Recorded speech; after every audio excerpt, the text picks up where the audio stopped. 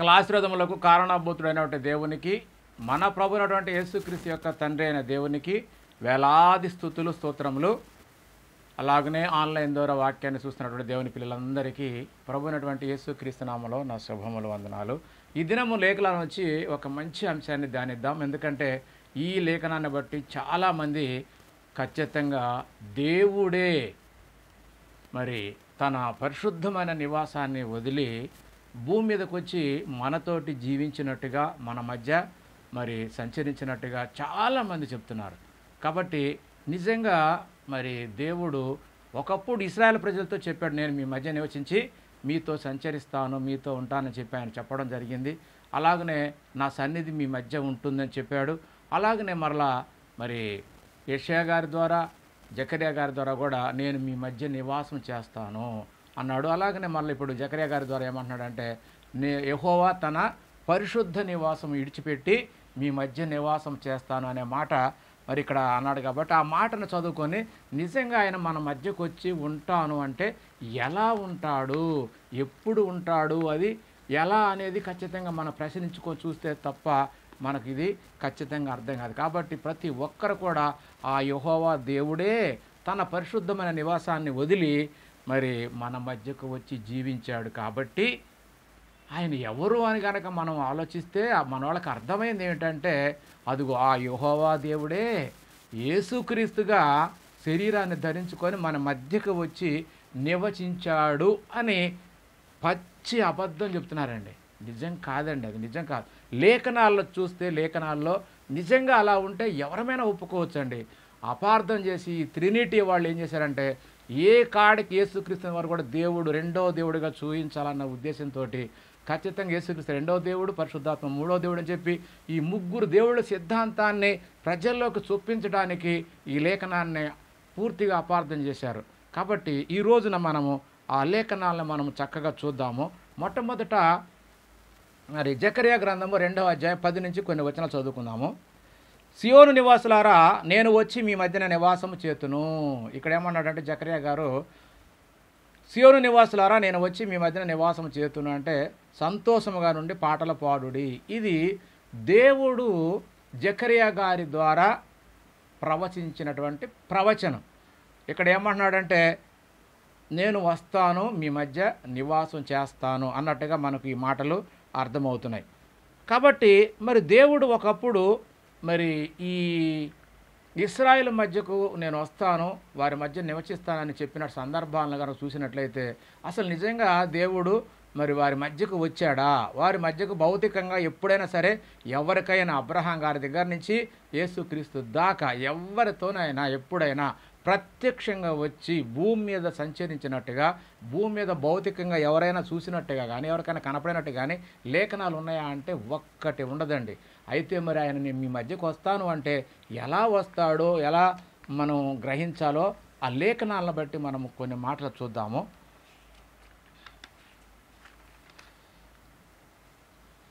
హగ్గయి గ్రంథంలో ఒక మాట ఉందండి. ఎందుకంటే మరి నేను మీ మధ్య నివసిస్తాను అనే మాటకు ఎలా అనేది కనుక మనకు ఆలోచిస్తే ఇక్కడ ఒక మాట ఉంది. హగ్గయి గ్రంథము 5వ అధ్యాయం 5వ వచనం చూస్తే ఇలా ఉంది, మీరు ఐగుప్తు దేశంలో నుండి వచ్చినప్పుడు నేను మీతో చేసిన నిబంధన జ్ఞాపకము చేసుకొనుడి. ఐగుప్తు నుంచి వచ్చినప్పుడు వీళ్ళకి ఒక నిబంధన ఇచ్చాడు, ఆ నిబంధన జ్ఞాపకం చేసుకొనుడి అని చెబుతూ ఏమంటున్నాడంటే, నేను మీకు తోడై ఉంటాను, మీరు భయపడొద్దు అని చెబుతూ మరొక మాట ఏంటంటే, నా ఆత్మ మీ మధ్యన ఉన్నది. నా ఆత్మ మీ మధ్యన ఉన్నది, నేను కాదు, నా ఆత్మ అంటున్నాడు. దేవునికి ఆత్మ ఒకటి ఉందండి, అదే పరిశుద్ధాత్మ అన్న సంగతి మనకు తెలుసు. కాబట్టి ఏమంటున్నాడు, ఆత్మ మీ మధ్యన ఉన్నది కనుక భయపడకుడి అంటున్నాడు. అంటే కొంచెం లోతుగా ఆలోచిస్తే దేవుడు మన మధ్య ఉన్నాడు అంటే ఆయన మాటలు ఉన్నా మనతో ఉన్నట్టే, ఆయన ఆత్మ ఉన్నా మనతో ఉన్నట్టే. అంతేగాని దేవుడే స్వయంగా వచ్చి మాట్లాడటము, దేవుడే మరి ఆత్మ అని అనుకోవడం తప్పండి. దేవుడైన ఆత్మ ఉంది, పరిశుద్ధ ఆత్మ కూడా ఉన్నది. దేవుడైన ఆత్మ అంటే సర్వశక్తిమంతుడు, ఆయన ఆత్మ. ఆయనకు మరొక ఆత్మే పరిశుద్ధాత్మ. కాబట్టి దాన్నే దేవుని ఆత్మగా కూడా మనకు కొత్త నిబంధనలు పరిచయం చేశాడు. ఆ విషయాలు కూడా మనం తర్వాత చూద్దాము. మరొక మాట నిర్గమాకాండంలో మరి దేవుడు మరి మీ మధ్య నివసిస్తాను అనే మాటకు ఎలా అనేది ఇంకొక మాట చూద్దాము. నిర్గమాకాండము 29వ అధ్యాయము 45-46 వచనాలు ఇలా ఉన్నాయి. నేను ఇశ్రాయేలుల మధ్య నివసించి వారికి దేవుడనై ఉందును. కావున నేను వారి మధ్య నివసించినట్లు ఐగుప్తు దేశంలో నుండి వారిని వెలుపలకు రప్పించిన తమ దేవుడైన యెహోవాను నేనే అని వారు తెలుసుకొందురు. నేను వారి దేవుడనైన యెహోవాను అని ఇక్కడ చెప్పటం మనం చూస్తున్నాం. కాబట్టి నిజంగా దేవుడు మరి ఏ విధంగా వారి మధ్య నివసించాడు అనేది మనం ఖచ్చితంగా లేఖనాలను బట్టి చూసినట్లయితే మరి ఎలా అనేది కొన్ని మాటలు చూద్దాము. అంతకుముందు మరి ఆయన ఇశ్రాయేలుకు చేసినటువంటి విషయాన్ని కూడా మనము కొన్ని విషయాలు ధ్యానించాలి. ఎందుకంటే మరి మొట్టమొదట వారికి కానాను దేశాన్ని ఇస్తానని చెప్పి ఇవ్వడము, మరి వాళ్ళకు ధర్మశాస్త్రాన్ని ఇవ్వడము, మరి న్యాయాధిపతుల ద్వారా వాళ్ళని కాపాడి తీసుకొచ్చి ఆ దేశంలో కొంతకాలం నిలిచిన తర్వాత మరి దావీదు కాలంలో ఆయనకు ఒక మందిరాన్ని కట్టించుకోవడము, అది సొలొమోను గారి ద్వారా నెరవేరింది. కాబట్టి ఆయన ప్రార్థన చేసినప్పుడు మరి వాళ్ళకు మంచి ఆజ్ఞలు ఉన్నటువంటి మందసం కూడా అప్పటి వరకు వాళ్ళతోనే ఉంది. కాబట్టి మీరు నేను చెప్పినట్టుగా విని నా విధులను నా కట్టడను అనుసరించిన ఎడల నిత్యము మిమ్మల్ని నేను కాపాడతాను. ఒకవేళ నా మాటలు వినకపోతే ఖచ్చితంగా నువ్వు కట్టించిన మందిరాన్ని నేను కూలగొట్టి ఈ పట్టణాన్ని నాశనం చేస్తానని కూడా దేవుడు మరి సొలొమోను గారితో చెప్పినట్టుగా మనకు లేఖనాలన్నీ చూస్తుంటే మనకు అర్థమవుతుంది. కాబట్టి వీళ్ళు మరి అదే ప్రకారంగా మరి దావీదు గారి తర్వాత కొంతమంది రాజుల తర్వాత మరి సొలొమోను గారి తర్వాత ఆ 2 రాజ్యాలుగా విడిపోవటం రెహబాము కాలంలో, తర్వాత యెరోబాము 10 గోత్రాలకు ఆయనకు రాజు, 2 గోత్రాలకేమో దావీదు సంతానం చూసినటువంటి వారు రాజులుగా ఉన్నారు. ఆ విధంగా హిజ్కియా కాలంలో మరి నాశనం అయిపోయినటువంటి రాజ్యాన్ని మరలా ఆయన పునరుద్ధరించడం, ఆ తర్వాత మరి సిద్కియా కాలానికి వచ్చి పూర్తిగా దేవుణ్ణి వదిలిపెట్టేసి అన్య దేవతలను ఆరాధిస్తుంటే దేవునికి కోపంతో మరి వాళ్ళ మీద మరి ఉగ్రతను చూపించి నెబుకద్నెజరు వారి అన్యుల రాజును తీసుకొచ్చి మరి వీళ్ళ మీద దండెత్తి మరి ఆ పట్టణాన్ని అంతా నాశనం చేసి దేవాలయాన్ని కూడా కూలగొట్టి ఆ దేవాలయంలో ఉన్నటువంటి దేవుని ఉపకరణాలు కానీ ఆ దేవుని మందిరం కానీ అన్నీ ఏమీ లేకుండా ఆ ఉపకరణాలన్నీ తీసుకొని వీళ్ళందరినీ చెరపట్టుకొని బబులోను రాజ్యానికి తీసుకెళ్ళినట్టుగా మనకు లేఖనాలు ఉన్నాయి. ఇది సుమారు 587లో జరిగినట్టుగా మనకు బైబిల్లో ఉంది, చరిత్రలో కూడా చెప్తున్నారు. కాబట్టి ప్రియమైన దేవుని వారలారా, మరి ఎంతకాలం వాళ్ళని అక్కడ ఉంచాడయ్యా అంటే ఖచ్చితంగా 70 సంవత్సరాలు వాళ్ళు మరి బబులోను చక్రవర్తికి బానిసలుగా ఉంటారన్న సంగతిని మరి ఇర్మియా గారి ద్వారా మరి ఒక లేఖనం ఉంది. ఆ లేఖనాన్ని చూసి మనం గ్రహిద్దాము. ఇర్మియా గ్రంథము 25వ అధ్యాయము 11-12 వచనాల్లో ఇలా ఉంది. ఈ దేశమంతయు పాడుగాను నిర్జనముగాను ఉండును. ఈ జనులు 70 సంవత్సరములు బబులోను రాజుకు దాసులుగా ఉందురు. ఎంతకాలం ఉంటారయ్యా వీళ్ళు దాసులుగా అంటే 70 సంవత్సరాలు మరి నెబుకద్నెజరు రాజు కింద వీళ్ళు బానిసలుగా ఉంటారు, దాసులుగా ఉంటారని చెప్పే మాట ఇక్కడ ఉంది. ఇదే యెహోవా వాక్కు, దేవుడు మరి ఇర్మియా గారి ద్వారా సెలవిచ్చినటువంటి మాట. తర్వాత ఇంకేమంటాడంటే 70 సంవత్సరములు గడిచిన తర్వాత వారి దోషములను బట్టి, అంటే మరి గల్దీల యొక్క దోషమును బట్టి నేను బబులోను రాజును ఆ జనులను అంటే గల్దీల దేశమును శిక్షింతును. వాళ్ళ పాపమును బట్టి వాళ్ళ దోషమును బట్టి 70 సంవత్సరాలు గడిచిన తర్వాత వాళ్ళ దోషమును బట్టి వాళ్ళని శిక్షింతును అనే మాట ఇక్కడ తెలియజేశాడు. కాబట్టి ఈ విధంగా వారు యూదులు 70 సంవత్సరములు శిక్షను బబులోను రాజు కింద దాసులుగా ఉండి భరించినట్టుగా మనకు అర్థమవుతుంది. తర్వాత అదే కాలంలో మరి జకరియా గారి ద్వారా మరి ఈ ఇడుదుల సమయం వచ్చింది. వాళ్ళని నిడిపించే సమయం వచ్చినప్పుడు మరలా మొట్టమొదటి యెషయా గారితో చెప్పాడు కొన్ని లేఖనాలు. అలాగనే అదే కాలంలో మరి చిన్న ప్రవక్తగా చెప్పుకున్నాడు జకరియా గారి ద్వారా కూడా మరి ఆయన ప్రవచించి చెప్పాడు. అలాగనే మరి ఆయన ఆ దేవాలయాన్ని మరలా కడతాడు, నిర్మిస్తాడు. ఆయనకు మరి తన సేవకుడు యాజకత్వం చేసి ఆయన ఆలయాన్ని, అంటే ఆ కాలంలో భౌతిక సంబంధమైన ఆలయాన్నేమో మరి అగ్గయ ప్రవక్త ద్వారా జెరుబ్బాబెలు యెహోషువ నాయకత్వంలో అప్పుడు మందిరాన్ని అంటే రెండవ మందిరాన్ని కట్టడం జరుగుతుంది. తర్వాత కొద్ది కాలానికి ఒక 500 సంవత్సరాలకి ఆత్మీయ మందిరం తన కుమారుడైన క్రీస్తు ద్వారా కట్టించుకుంటానని చెప్పి మరి దేవుడు ఇక్కడ సెలవిచ్చాడు. ఆ సందర్భాలను మనం కరెక్ట్గా చూస్తేనే మనకు అర్థమవుతుంది. కానీ మనం అది చూడకుండా వస్తున్నాడు వచ్చాడు అనగానే ఇదిగో దేవుడే మనిషిగా వచ్చాడని చెప్పి అబద్ధం చెప్తున్నారు తప్ప దేవుడు ఎప్పుడు కూడా మనిషి రూపాన్ని ధరించుకోలేదు. ఆయన మనుషులకు కనపడేటువంటి ఏ రూపము ఆయనది కాదు అన్నప్పుడు కాదు. అంతేగాని దేవుడు ఒకసారి కాదు అని మరలా ఇంకొక అదే ఆయన మాటకు వ్యతిరేకంగా మళ్ళా నేను శరీరాన్ని ధరించుకొని భూమి మీదకి వస్తాను అని వచ్చాడని చెప్పి అంటే పచ్చి అబద్ధం. అలాంటి బైబిల్ని ఎవరూ నమ్మలేరు. ఒకసారి నేను రాను నేను కనపడను అని చెప్పి మళ్ళా వచ్చి ఇదిగో నేను కనపడ్డాను నేనే యెహోవానని అంటే నిజంగా అంతకన్నా పచ్చి అబద్ధం ఇంకొకటి ఉండదు. కాబట్టి మనం అర్థం చేసుకోవటమే లోపం తప్ప మరొకటి కాదు. అలాగనే మరి ఈ పడగొట్టినటువంటి యెరూషలేము పట్టణాన్ని మరి దేవుని ఆలయాన్ని నిర్మించడానికి మరి దేవుడు సంకల్పించి ఈ శిక్షాకాలం ముగిసిన తర్వాత యెషయా గారి ద్వారా చెప్పిన మాటలు కూడా ఉన్నాయి. ఆ మాటలు కూడా చూద్దాము. యెషయా గ్రంథము 44వ అధ్యాయం 26వ వచనం.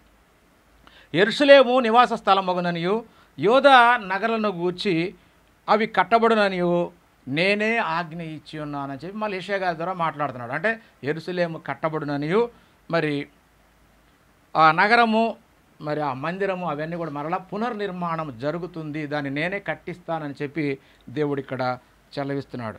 కాబట్టి వాటిని అన్నిటి కూడా బాగు చేసేవాడను నేనే అని చెబుతూ ఇంకా ఏమంటున్నాడంటే 44వ అధ్యాయం యెషయా గ్రంథం 44:28 ఏమంటున్నాడంటే గోరేసుతో నా మంద కాపరి నా చిత్తమంతయు నెరవేర్చువాడా అని చెప్పువాడను నేనే. అంటే గోరేసుతోటి ముందుగానే మరి ఆయనను రాజ్యాధికారంగా రాకముందు యెషయా గారి ద్వారా ప్రవచించినటువంటి ప్రవచనాలండి. ప్రవచనాలు అవి నెరవేర్పు ఎప్పుడు జరిగింది, ఇవి వివరణ కరెక్ట్గా లేఖనాల సారంగా చూడకపోతే ఖచ్చితంగా ప్రతి లేఖనాన్ని కూడా మనం అపార్థం చేసుకొని తప్పుడు బోధాన్ని జనాల్లోకి తీసుకెళ్ళడం జరిగింది. కాబట్టి ఇక్కడ ఏమన్నాడంటే యెషయా గారి ద్వారా మరి గోరేసుకు ముందుగానే ఆయన గురించి చెప్తున్నాడు. ఇక్కడ యెరూషలేముతో నీవు కట్టబడుదువనియు దేవాలయమునకు పునాది వేయబడుననియు నేనే చెప్పుచున్నాను అని మరి యెషయా గారి ద్వారా దేవుడు ముందుగా చదివించినటువంటి మాట ఇక్కడ రాయబడింది. అలాగనే మనము ఇంకా ఎజ్రా గ్రంథము 5వ అధ్యాయము 13వ వచనం కూడా చూసినట్లయితే ఇక్కడ ఏమంటున్నాడంటే అయితే బబులోను రాజైన గోరేసు ఏలుబడిలో మొదటి సంవత్సరమందు రాజైన కోరేసు దేవుని మందిరమును తిరిగి కట్టుటకు ఆజ్ఞ ఇచ్చాను అంటాడు. అంటే 70 సంవత్సరాలు గడిచిన తర్వాత అధికారం అనేది దేవుడు తన చేతితోటి మరలా మార్చి ఆ నెబుకద్నెజరుని తీసివేసి కోరేసుకి మరి అధికారాన్ని ఇచ్చినట్టుగా మనకు అర్థమవుతుంది. అది కోరేసు చెప్పిన మాటల్లోనే మనం చూద్దాము. ఎజ్రా గ్రంథము 1వ అధ్యాయము 1-2 వచనాల్లో మరి కోరేసు ఇలా మాట్లాడుతున్నాడు.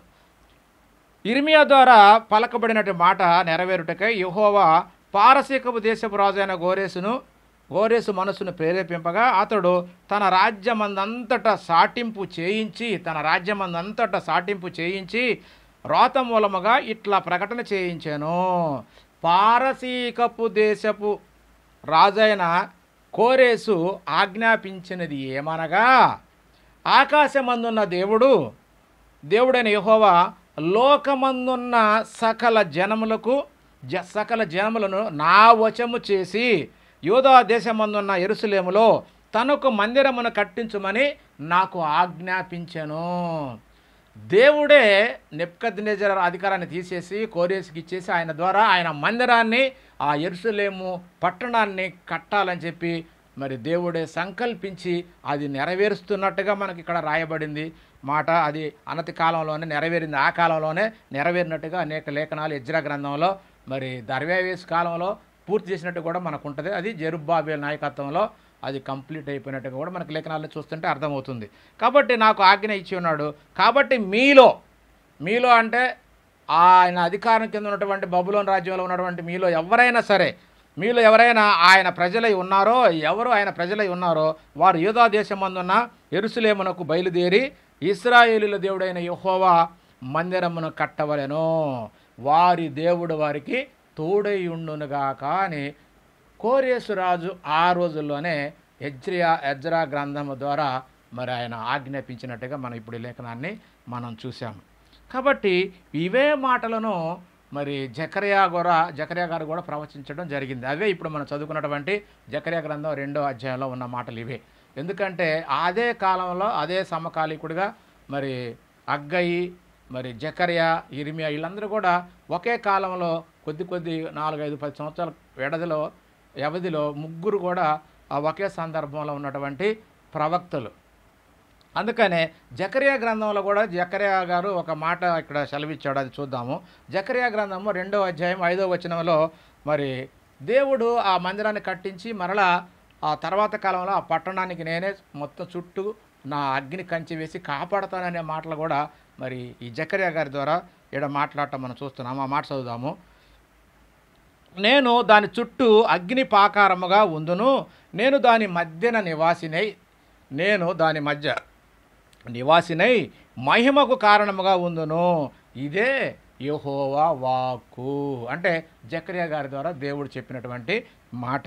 అలాగే 7వ వచనం కూడా ఏమన్నాడంటే, బబులోను దేశంలో నివాసియగు సియోను అతట నుండి తప్పించుకొని పో, అంటే తప్పించుకొని వచ్చేసే యెరూషలేములోకి రా అని చెప్పి ఆయన ఏమంటున్నాడంటే, మరి బబులోను ఉన్నటువంటి వారందరూ నా ప్రజలారా మీరు అక్కడ నుండి తప్పించుకొని పారిపోండి, అక్కడి నుంచి పారిపోయి నా దగ్గరికి రండి, అంటే యెరూషలేము పట్టణానికి రండి, నేను మరలా దాన్ని బాగు చేసి దానికి చుట్టూ అగ్ని కంచెగా నేనుంటా, ఇక మీకు ఏ ఇబ్బంది లేకుండా అక్కడ ప్రశాంతంగా జీవించవచ్చు, రండి పారిపోండి అని చెప్పి అక్కడి నుంచి రండి అని చెప్పి ఆయన మరి ఇక్కడ జకర్యా గారి ద్వారా చదివిస్తున్నటువంటి మాట. అక్కడ నుండి తప్పించుకొని సియోను, అంటే బబులోను దేశంలో నివాసియగు సియోను, అంటే మరి చెరకెళ్ళారు కదా సియోను పట్టణం, అక్కడికి సియోనులో ఉండమంటే యోధులందరూ అక్కడికి వెళ్ళారు కాబట్టి అక్కడి నుంచి మళ్ళీ తప్పించుకొని రండి అని చెబుతూ ఏమంటున్నాడంటే, ఇదే యెహోవా వాక్ అని చెప్పి యెహోవా చదివించిన మాట జకర్యా గారు ఇక్కడ ప్రవచిస్తున్నాడు, చెప్తున్నాడు. ఏమన్నాడు 8వ వచనం ఏమన్నాడంటే, ఇక అది దేవుడు మీరు రాండి, ఎవడైనా మీకు అడ్డం వస్తే వాళ్ళ తాట తీస్తా అన్నట్టు ఇక్కడ ఏమన్నాడంటే 8వ వచనం, మిమ్మును ముట్టినవాడు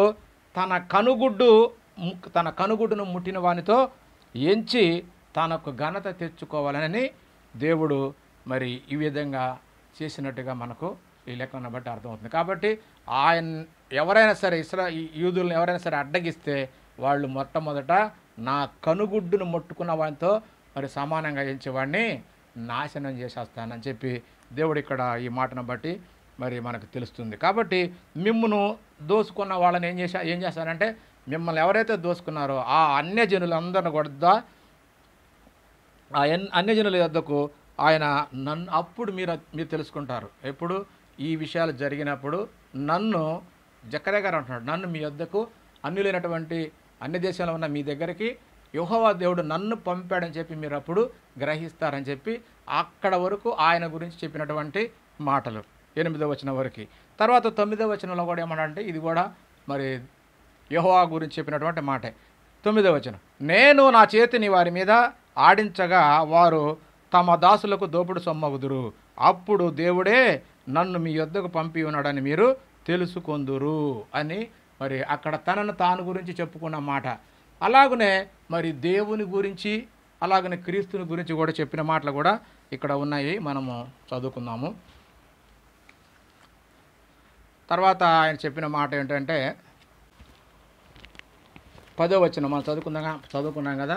సియోను నివాసులారా ఏమన్నాడు, సియోను నివాసులారా నేను వచ్చి మీ మధ్యన నివాసము చేతును, సంతోషముగా ఉండి పాటలు పాడుడి అన్నప్పుడు మరి ఇది దేవుని గురించి ఖచ్చితంగా దేవుడు చెప్పిన మాటని, అంటే భవిష్యత్తులో నెరవేరబోయేటువంటి, అంటే యేసుక్రీస్తు కాలంలో నెరవేరబోయేటువంటి సందర్భం అన్నమాట. ఎందుకంటే అప్పుడే నేను మీ దగ్గరకు వస్తాను అని చెప్పి అన్న మాట ఎప్పుడంటే యేసుక్రీస్తు కాలంలోనే నెరవేరింది.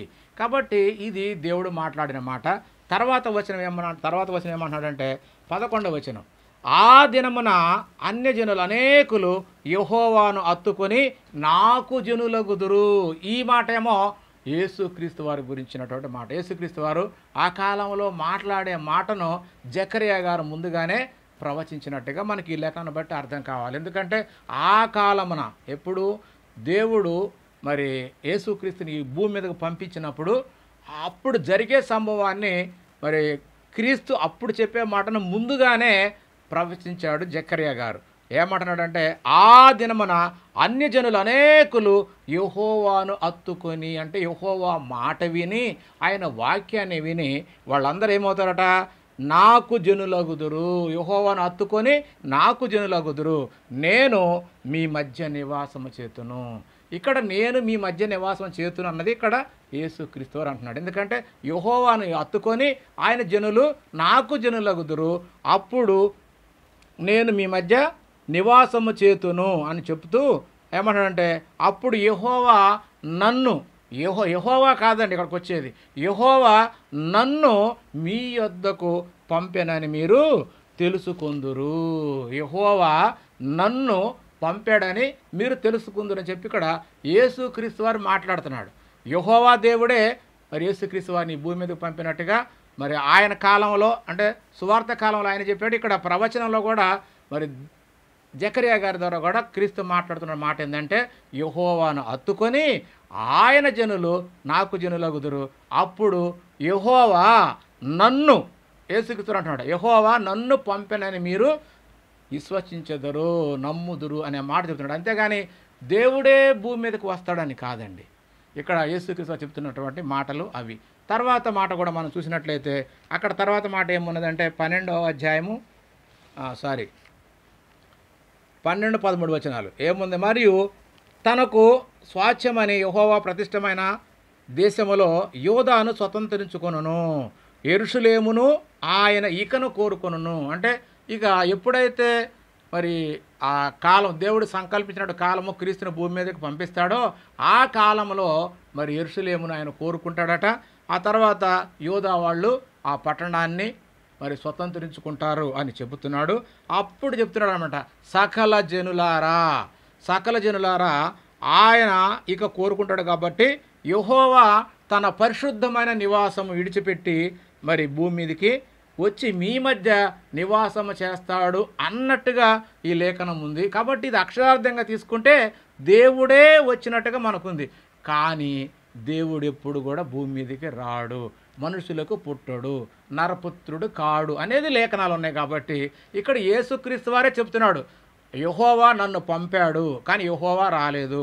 కాబట్టి ఆ యెహోవా మరి ఏదైతే నాకు చెప్పాడో, ఆయన మాటలు ఏవైతే ఇచ్చాడో ఆ మాటలు నేను లోకానికి బోధిస్తున్నాను చెప్పి మాటలో ఆయన చెప్పడం మనం చూస్తాం. కాబట్టి ఇక్కడ యెహోవా డైరెక్ట్గా రావడం అనేది జరగలేదు, కానీ క్రీస్తే మరి ఈ భూమి మీదకి శరీరాన్ని ధరించుకొని వచ్చినట్టుగా మనకు లేఖనాలన్నీ కూడా అలాగే ఉంటాయి. కాబట్టి మరి ఆయన రావడం ఎలా అనేది కూడా మనం కొన్ని మాటలు చూసినట్లయితే మనకు బాగా అర్థమవుతుంది. ఎందుకంటే నేను మీ మధ్య నివాసం చేతును మరి అన్నప్పుడు ఎలా నివాసం చేస్తాడనేది కొన్ని లేఖనాలు మనం చూద్దాము.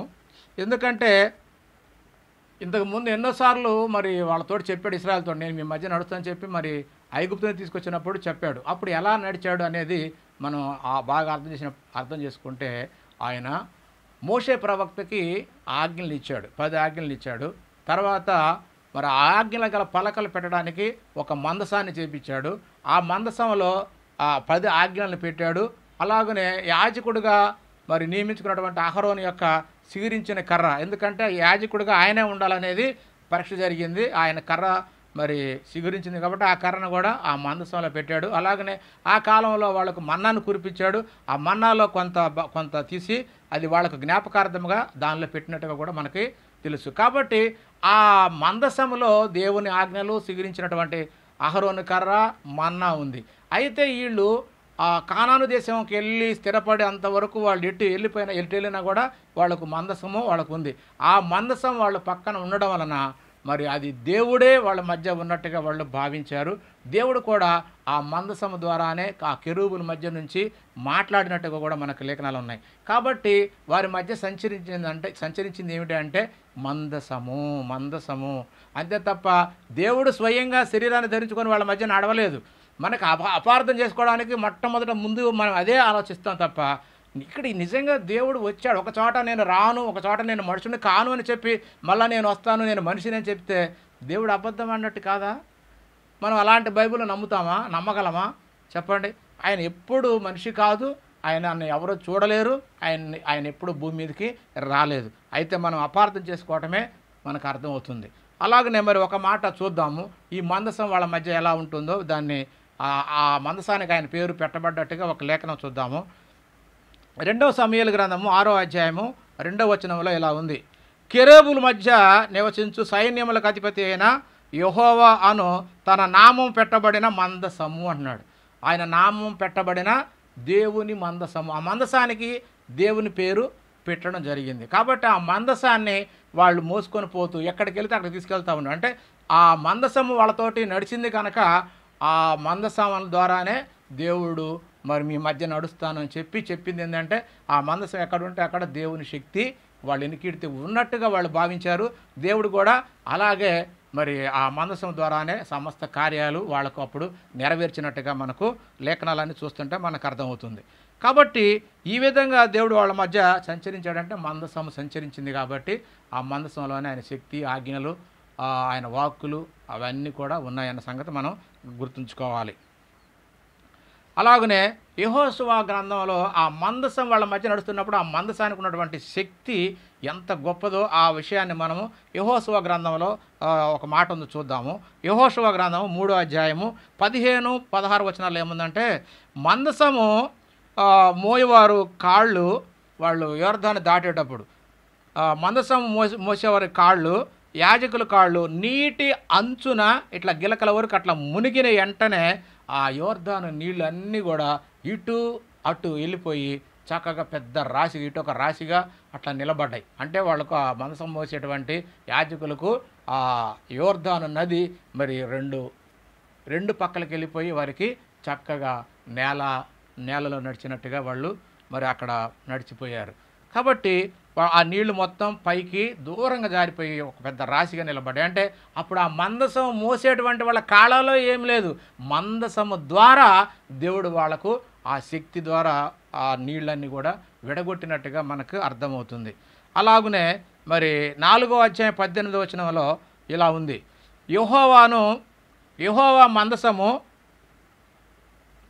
యెహోవా నిబంధన మందసము మోయు యాజకులు యోర్దాను నడుము నుండి ఎక్కి వచ్చినప్పుడు ఆ యాజకులు అరికాళ్ళు పొడి నేలన నిలవగానే, అంటే ఆ యాజకులు ఆ నీళ్ళలో నుంచి బయటకు వచ్చి పొడి నేల అంటే యువతల ఒడ్డుకు రాగానే ఏమైంది, మళ్ళా ఆ యోర్దాను నీళ్లు వాటి చోటకు ఎప్పటి వలె గట్లు మెట్లు మొత్తం ఎక్కేసి మళ్ళా సమంగా పారటం మొదలుపెట్టాయి. ఎప్పుడైతే మందసం మోసేవాళ్ళు కాళ్ళు బయటకు పోయినాయో అప్పుడు మళ్ళీ యోర్దాను ఎప్పట్లోనే కలిసిపోయి చక్కగా నీళ్ళన్నీ కూడా ఆ రాశిగా ఉన్న నీళ్లు మళ్ళీ మామూలుగా, అంటే ఇక్కడ మందసము ద్వారానే దేవుడు ప్రయాణించినట్టుగా మనం అనుకోవాలి తప్ప నిజంగా దేవుడే భూమి మీదకి వచ్చిన దేవుని శక్తి ఆ వాక్కుల ద్వారా దేవుడు మరి దాన్ని అంతటిని కూడా నడిపించినట్టుగా మనకు అర్థం చేసుకోవాలి తప్ప ప్రతిదీ కూడా అక్షార్థం తీసుకొని ఇదిగో నేను మీ మధ్య నడుస్తానంటే ఆయన కూడా ఒక వ్యక్తిలాగా ఒక మనిషిలాగా మన మధ్య నడుస్తాడు, మన మధ్య జీవిస్తాడనేది కాదండి.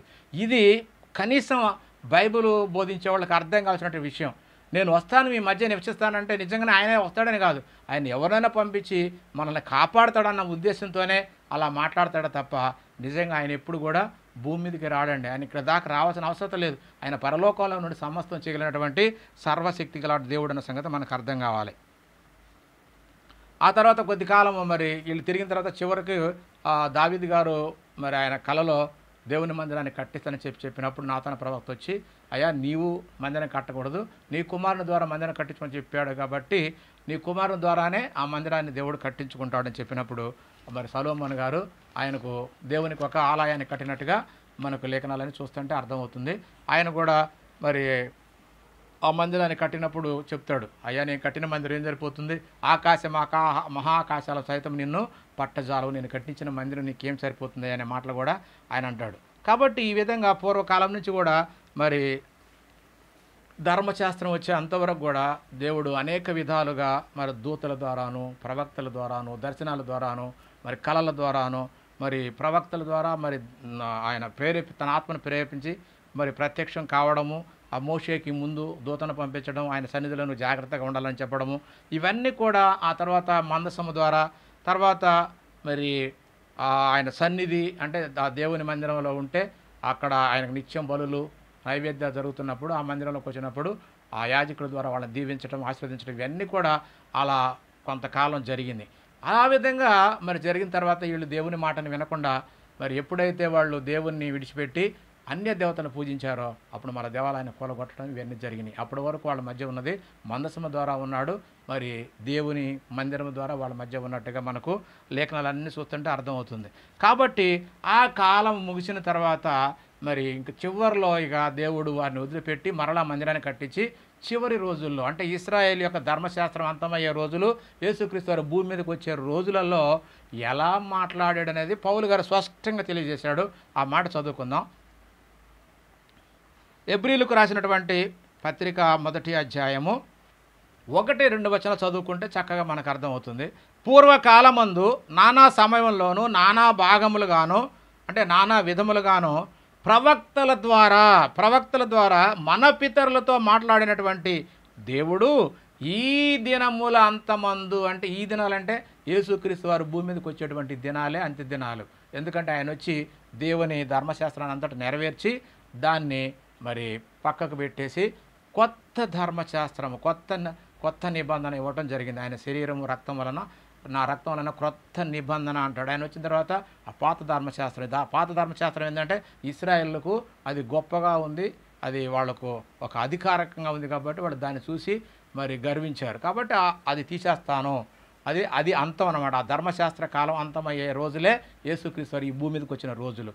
కాబట్టి అప్పటి నుంచి కూడా ఆ ధర్మశాస్త్రం పూర్తిగా తీసివేసి క్రీస్తు ద్వారా చేయబడినటువంటి క్రొత్త నిబంధన అమల్లోకి వస్తుంది. కాబట్టి అందుకని ఏమన్నాడంటే ఈ దినముల అంతము అంటే యేసుక్రీస్తు వారు ఈ లోకానికి వచ్చే సమయము, ధర్మశాస్త్రాన్ని నెరవేర్చి తీసివేసే సమయము, వారి యొక్క అధికారం అనేది అంతమవుతుంది. కాబట్టి ఇశ్రాయేలుల అంత దినం ఏంటంటే ధర్మశాస్త్రాన్ని తీసేసి క్రీస్తు ద్వారా కొత్త నిబంధన ఇవ్వడమే వారి యొక్క అధికారాన్ని తీసివేయడం. అందుకని ఈ దినముల అంతమందు తన కుమారుని ద్వారా మాట్లాడాను.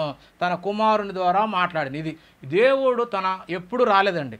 ఆయన పరలోకంలో ఉండి తన కుమారుని పంపించి ఆ కుమారుని ద్వారా మరి మాట్లాడినట్టుగా మనకు లేఖనాలు అన్నీ చూస్తుంటే అర్థమవుతుంది. అలాగా నానా విధాలుగా నానా భాగాలుగా అనేక రకాలుగా ప్రవక్తల ద్వారా, దూతల ద్వారా, స్వప్నాల ద్వారా, కళల ద్వారా, కుమారుని ద్వారా ఇలా మాట్లాడాడు. కానీ ఎప్పుడు స్వయంగా దేవుడే వచ్చి మనతో మాట్లాడటం అనేది కుదరదు. ఎందుకంటే ఆయన చూసిన నరుడు బతకడు, ఆయన ఈ భూమి మీదకి రాడు. ఆయన నేను రానని చెప్పి నన్ను చూసినాడు బతకడని చెప్పి మళ్ళీ ఆయన తగ్గించుకోవడం, హెచ్చించుకోవడం వీరేవండి.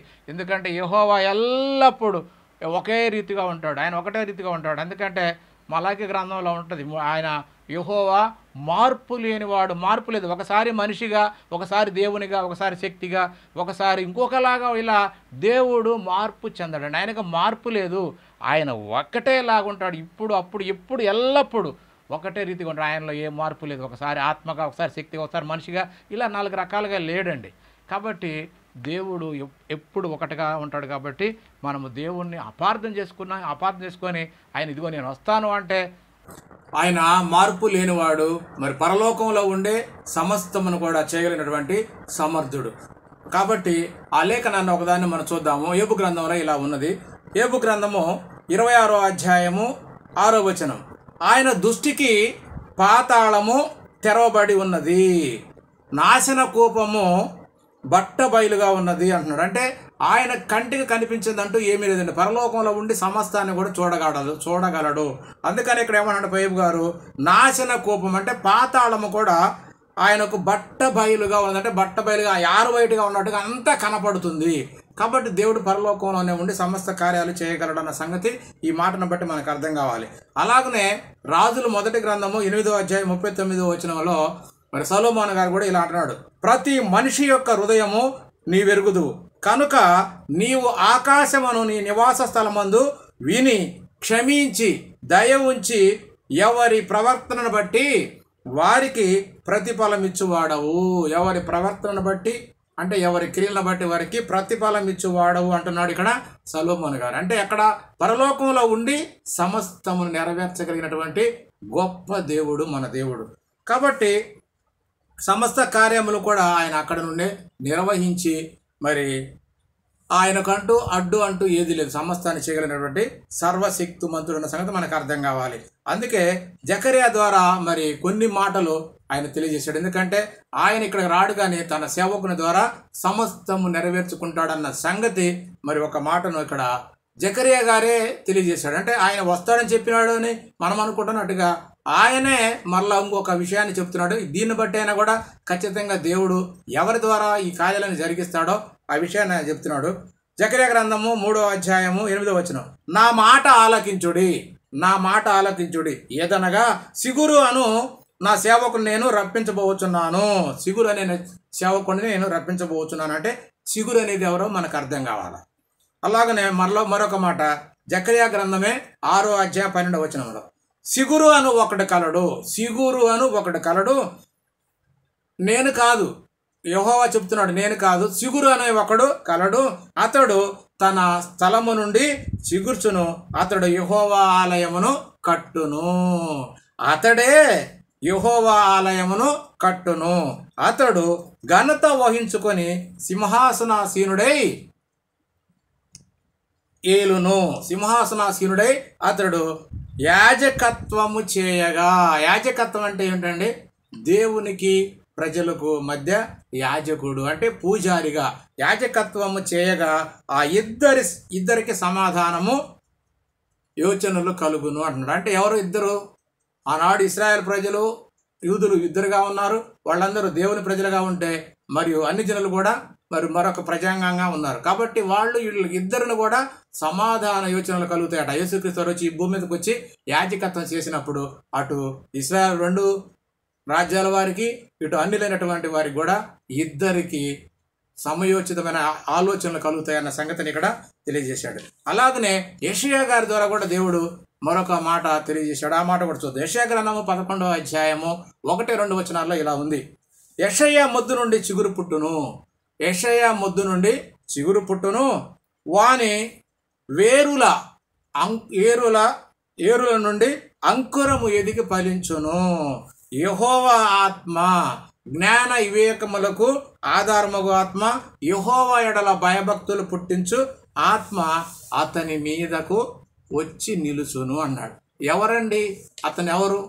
మనం ఇంకా చివరికి వచ్చిన కాలం మీకు ఖచ్చితంగా అర్థం కాదు. ఆ సిగురు అనేది అందరికి తెలిసిందే. ఆ సిగురు ఎవరో కాదు, దావీదుకు ఏరు సిగురు యేసుక్రీస్తు వారే. కాబట్టి ఈ వచనాలన్నీ కూడా దేవుడు మరి క్రీస్తు గురించి తెలియజేస్తుంటే ఆ యెహోవాయే యేసుక్రీస్తుగా వచ్చాడు అనేది పచ్చి అబద్ధం కదండి, అర్థం కావట్లేదా? అలాగనే మరి ఇర్మియా గారి ద్వారా కూడా ఒక మాట మాట్లాడుతున్నాడు. ఇన్ని లేఖనాలు అపార్థం చేస్తే ఇంక మనకు సత్యం ఎప్పుడు అర్థమవుతుంది? ఇర్మియా గారు ఏమంటున్నాడు చూద్దాం. 23వ అధ్యాయము 5వ వచనం, రాబో దినములలో నేను అంటే దేవుడు చెప్తున్నాడు, నేను దావీదుకు నీతి సిగురును పుట్టించెదను. ఏమండి ఈ మాట మనకు అర్థమవుతుందా? నీతి సిగురుగా పుట్టుదును అంటే దేవుడే పుట్టాడు అనుకోవచ్చు. దేవుడు పుట్టించెదను అంటే పుట్టించేవాడు సృష్టికర్త, పుట్టినవాడు సృష్టింపబడినవాడు కుమారుడు అన్న సంగతి కనీసం ఇదైనా అర్థం కావాలి కదా. లేఖనాలు కదండి, లేఖనాల్లో ఎక్కడ అబద్ధం ఉండదు. సిగురును పుట్టించేదను, అతడు రాజై, ఆ సిగురు అనేవాడు రాజై పరిపాలన చేయను, అతడు వివేకముగా నడుచుకొనుచు కార్యము జరిగించును అన్న సంగతి ఇక్కడ చక్కగా ఇర్మియా గారి ద్వారా మరి దావీదుకు నీతి సిగురు అంటే యేసుక్రీస్తు వారి అన్న సంగతి చక్కగా మనందరికీ తెలిసిన విషయమే. మరి అది నిజమో కాదో అని క్రీస్తు మాటల్లో కూడా ఖచ్చితంగా చూద్దాము. ప్రకటన గ్రంథము 22వ అధ్యాయం 16వ వచనంలో ఇలా అంటున్నాడు, ఈ సంగతులను గూర్చి మీకు సాక్ష్యం ఇచ్చుటకు యేసు అను నేను నా దూతను పంపి ఉన్నాను. యేసు అని నేను నా దూతను పంపి ఉన్నాను, నేను దావీదు వేరు సిగురును. చూడండి ఎంత చక్కగా యేసుక్రీస్తు వారు మరి చక్కగా మాట ఇక్కడ సెలవిచ్చాడు. నేను దావీదు వేరు చిగురును సంతానమై ఉన్నాను అనే మాట చక్కగా యేసుక్రీస్తు వారి మాట వినకపోతే వాడికి ఇంకెక్కడ కూడా రక్షణ లేదండి. కాబట్టి తండ్రి పరలోకంలో ఉండి మరి సిగురుగా రాయిగా మరి దేవుడే క్రీస్తును ముందుగా పంపిస్తానని చెప్పి వాగ్దానాలు చేసి ప్రవక్త ద్వారా మాట్లాడించి దాన్ని నెరవేర్చినట్టుగా ఈ లేఖనాలను బట్టి మనకు అర్థం కావాలి.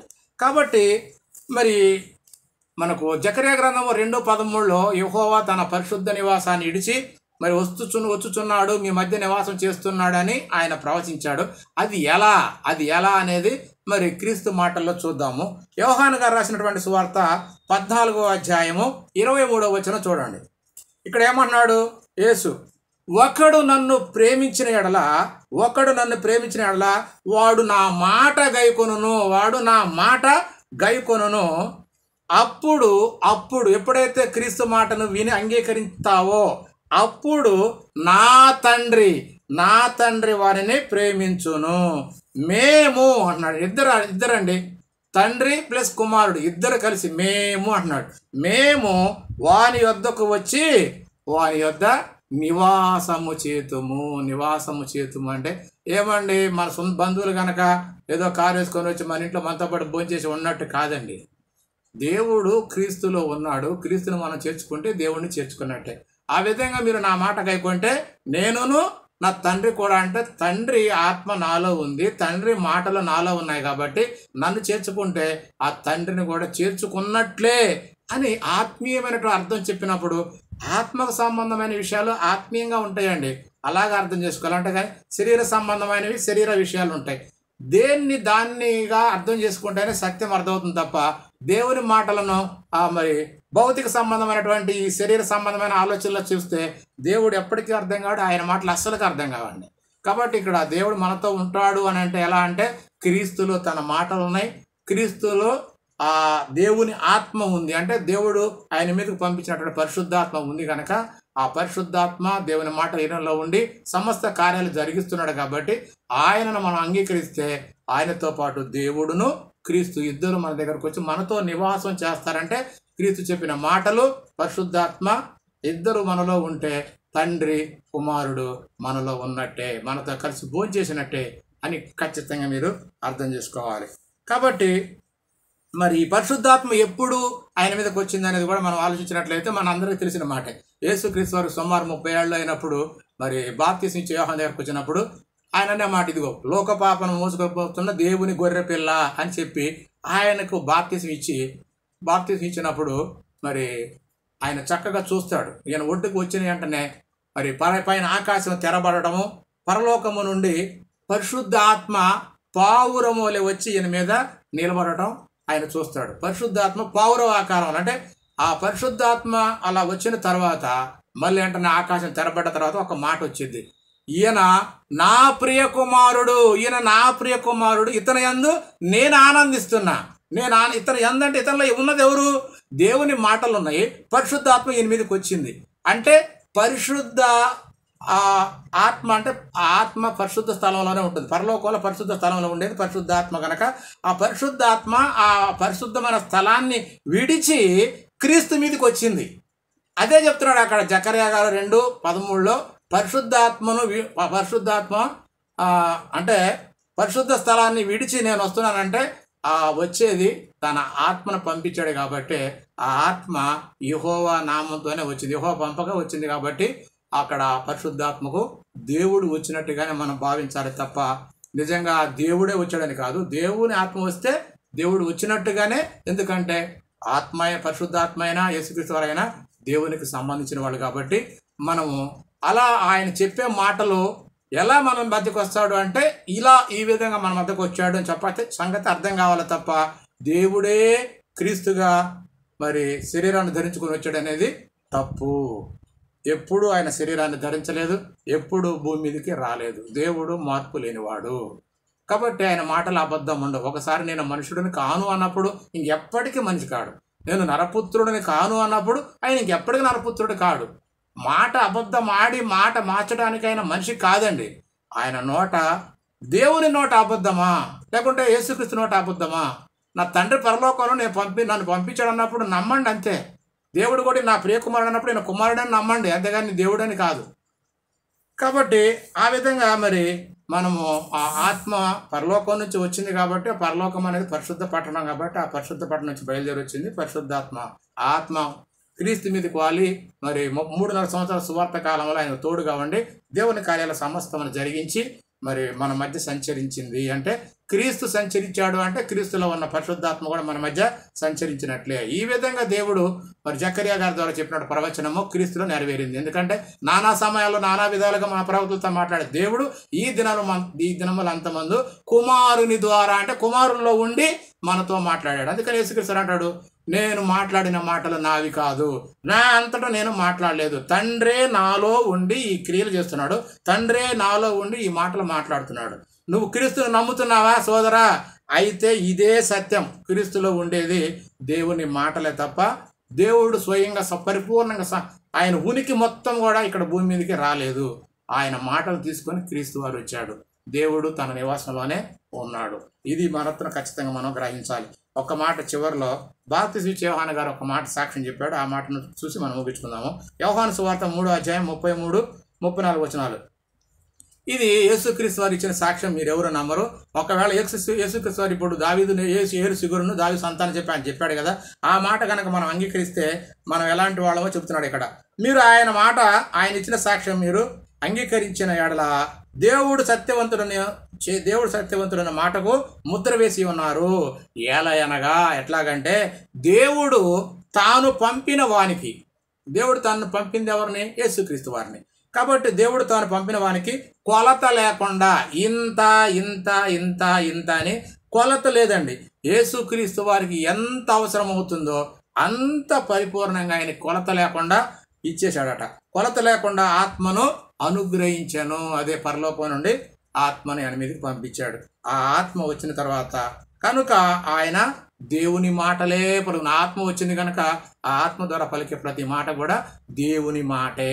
కాబట్టి ఆయన సంపూర్ణంగా మాట్లాడిన మాటలన్నీ కూడా దేవుని మాటలు. కాబట్టి ఆయనలో ఉన్న దేవుడి మాటలు. కాబట్టి ఆయన ఎక్కడికి వెళ్ళి బోధించినా కూడా అవి దేవుని మాటలుగా, దేవుడే తనలో ఉండి మాట్లాడినట్టుగా మనం అర్థం చేసుకోవాలి తప్ప ఇదిగో ఇప్పుడు దేవుడు శరీరాన్ని ధరించుకోవడం కాదు. శరీరంలో ఉన్న క్రీస్తుకు ఆ మాటలు తోడుగా ఉన్నాయి. ఆ మాటలన్నీ ఆయనకి ఇవ్వబడ్డాయి. అవి క్రీస్తు వారు శరీరధారిగా ఉన్న దినాల్లో బోధించిన బోధే తప్ప అందులో దేవుని యొక్క వాక్కులు ఉన్నాయి. దేవుని వాక్కులు ఉండడం వేరు, దేవుడే భూమి మీదకి రావడం వేరు. దేవుడు భూమి మీదకి రాలేదు. ఆయన వాక్కులు క్రీస్తు ద్వారా భూమి మీదకి పంపబడ్డాయన్న సంగతి అర్థం చేసుకొని గ్రహిస్తే అందరికీ క్షేమము చక్కగా పరలోక రాజ్యానికి పోయే యోగ్యత దక్కుతుంది. కాబట్టి ఈ విధంగా మనము అర్థం చేసుకోవాలి తప్ప యెహోవానే మీ మధ్య నివసిస్తాను అనగానే అదిగో యెహోవాయే క్రీస్తుగా శరీరాన్ని ధరించుకొని వచ్చాడు చెప్పాడు కదా. ఈ లేఖనం ఇక్కడ ఉంది కదా అన్న, ఆ లేఖనం అది కాదని చెప్పింది. ఆయన వాక్కులు ఉంటాయి. ఎందుకంటే ఆయన భూమి మీద ఇశ్రాయేలు మధ్య సంచరించినప్పుడు కూడా మందసంలో ఆ వాక్కులు ఉన్నాయి. ఆ మందసం ఎక్కడికి పోతే అక్కడికి దేవుడు ఉన్నట్టుగానే. అలాగే కొంతకాలం వాడి మధ్య మందిరంలో ఉన్నాడు. మందిరంలో ఆయనకు బలులు, అర్పణలు, నైవేద్యాలు జరిగినాయి. ఎప్పుడు వాళ్ళు ఆ మందిరాన్ని గౌరవించి అవి జరిగినంత కాలం. ఆ తర్వాత అన్యులు దేశంలో పంపించడం కారణం ఏంటంటే వాళ్ళు ఆయన విధులు కట్టలన్నీ వదిలిపెట్టేశారు. కాబట్టి మందిరాన్ని కూలగొట్టి ఆడకు పంపించడం జరిగింది. తర్వాత చివరిలో ఈ విధంగా క్రీస్తు ద్వారా మనల్ని అందరినీ కూడా వాళ్ళతో కూడా మనం కూడా రక్షించడం సంగతి మనకు అందరికీ అర్థం కావాలని ప్రభు పేట మనం చేస్తూ నేను ముగిస్తున్నాను.